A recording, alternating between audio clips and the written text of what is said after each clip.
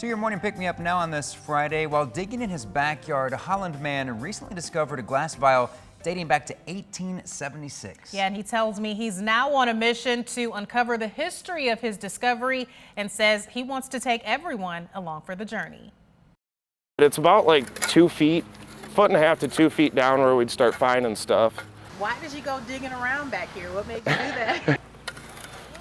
I got younger boys, one's 7, one's 8, and they're kind of little treasure hunters. We were using the water so that we could kind of soften the dirt up a little bit so we weren't breaking anything. Right away, he says they found something. We started finding fragments, little pieces of glass and stuff like that while we were digging, and then it turned into full-on treasure hunting.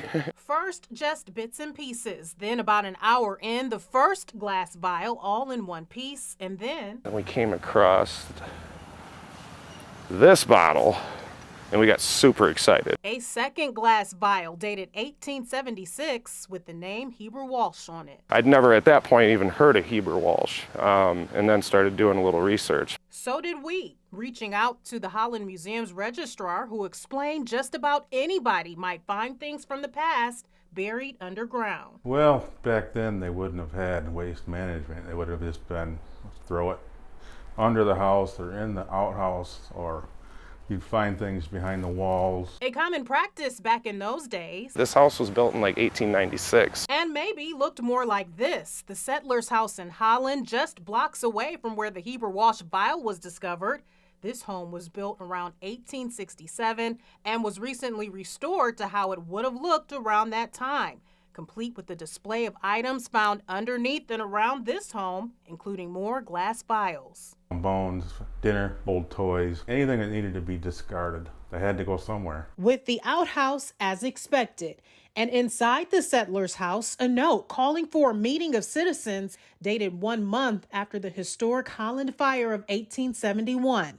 Heber Walsh is listed on that note. What I found out about the bottle was Heber Walsh was a pharmacist here in town, possibly one of the first. Or as they were called in those times, A druggist, and his son was a druggist. I want everybody to be able to see it and appreciate it. so rather than sell it, I mean, I've had a couple of crazy offers on it.